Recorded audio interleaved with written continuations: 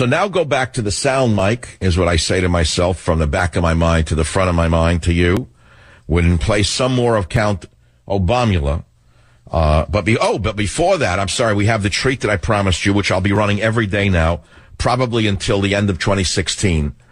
This is Elena Kagan, Supreme Court Justice, during her confirmation hearings when the wobbly left-wing fanatic Senator Leahy, Leaky Leahy, we call him affectionately, another nut from Vermont, when Leaky Leahy marched her out for her confirmation hearing, the number one issue that was on the minds of the putative conservative Republicans was guns and Second Amendment.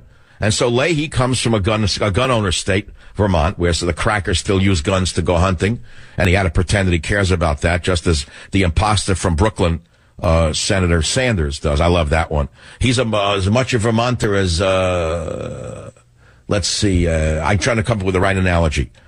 He doesn't just say he's a carpetbagger. Let's say that Bernie Sanders is every time he speaks, he's from Vermont. He represents Vermont.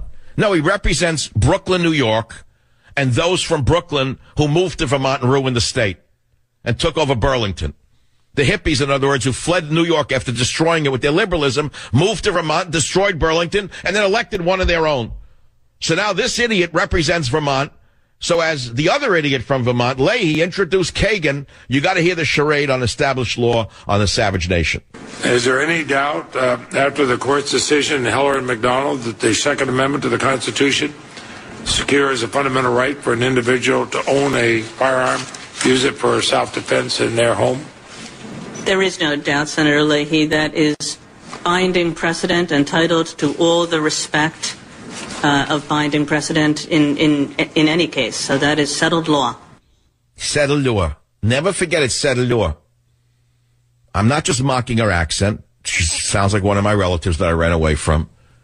But it is settled law. Even Kagan knows it's settled law. But we'll have to see what happens when it's taken to the Supreme Court again. We'll see if Miss Settled Law really believes it's settled law, or she was just saying it was settled law in order to be ushered into the Supreme Court, where in my day, the most 2 Carvel stands in Queens. Now she's on the Supreme Court. That's the new world we live in. That's the new world. Like in communist China, they took peasants from the countryside and made them doctors. It wasn't just Doctors Without Borders. The communists wanted to prove that all doctors were elitists in China, in Mao's China. And so they said, you're really not a doctor. You faked the system. It was for the elites. So we're going to take this little girl from the countryside, this illiterate peasant girl, and she is now going to be the doctor. And you, Mr. Surgeon in communist China, we're throwing you down into the laundry to punish you because you were a bourgeois anti-communist. You're now going to clean sheets in the laundry of this hospital, which is exactly what happened in communist China. And today a similar analogy can be made as to who we put on Supreme Courts, who has positions of power in America. Very much an analogy to what went on in my mind to communist China.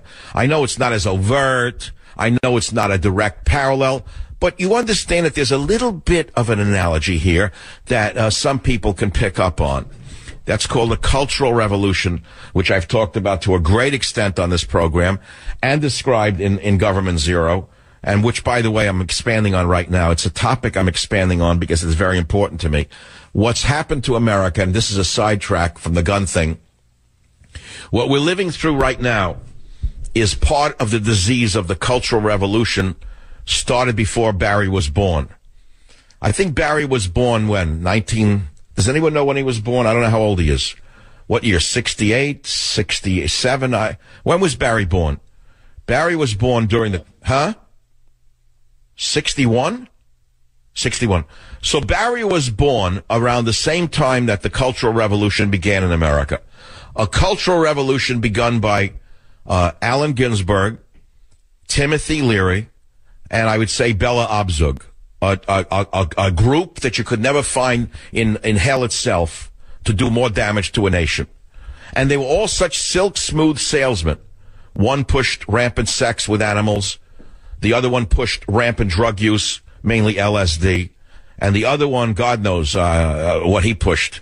No, there was a lawyer involved. So I'm sorry, there was a lawyer in the triumvirate that I'm thinking of. It would be four. There was a lawyer. And the lawyer was a once respectable lawyer who went on the freedom buses to the South with the hippies and had so much sex with the hippie girls that he became a crazy left-wing fanatic. I forget his name. I don't know who he is. I don't know what his name is. I forget. But he was one of the people who just started the Cultural Revolution and almost and led to where we are today is what I'm saying. I don't remember the lawyer's name. I'm not thinking of Alan Dershowitz.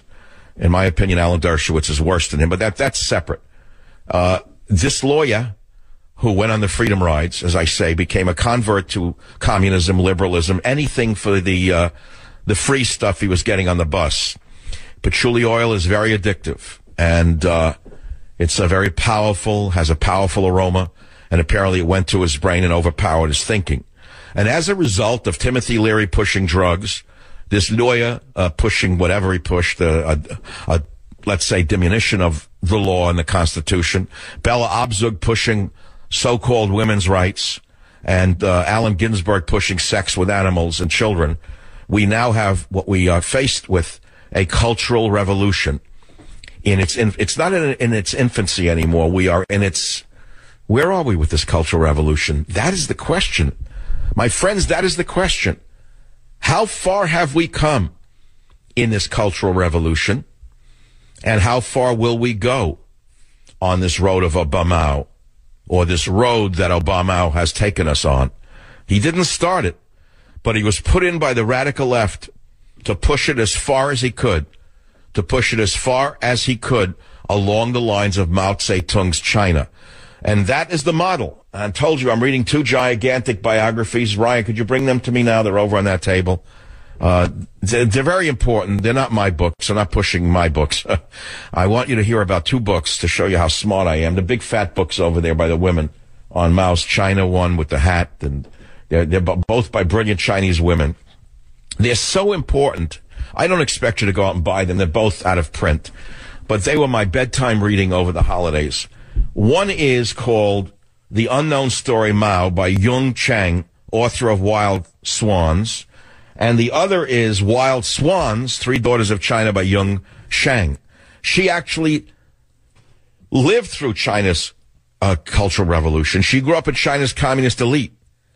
And she was living in a world of privilege. And she worked in the Red Guards. And then she turned against the tyranny of Mao. And she tells the story of the Cultural Revolution, in which her own parents were denounced, tormented, and sent to labor camps, far from the luxuries of the homes that they had known. Her father, who stood up to Mao Zedong, and remember, he was a part of the communist hierarchy, but he eventually had enough with this crazy madman, Mao Zedong. His father stood up to Mao and was driven insane and hounded to death. She was exiled to the edge of the Himalayas as a teenager, and she worked as a peasant and a barefoot doctor. I'm reading this to you because you think it can't happen here. I'm reading this to you because you think that we're immune, because we're protected by a Constitution. But I think you should understand that there is a man in the White House who shreds the Constitution one page at a time, in every way he can. Him and his psychotic band of gangsters do everything they can to undermine every amendment to the Constitution. And as I've evidenced to you today, Loretta Lynch, who he had by his side today, our Attorney General, the very same Loretta Lynch who threatened to take away and imprison those of us who engaged in any kind of speech that she felt was, quote, edging towards violence. She didn't say violent speech. She didn't say violent speech. She said any speech which edges towards violence would be prosecuted to the full extent of the law, because she wanted to protect the dear Muslims in America from the evil non-Muslims in America. My God, how many prayer rugs there must be in that White House. How many secret prayer rooms there must be somewhere in that White House, is what some people are saying here and there. Back in a minute. Join the Savage Nation. Call now, 855-400-SAVAGE.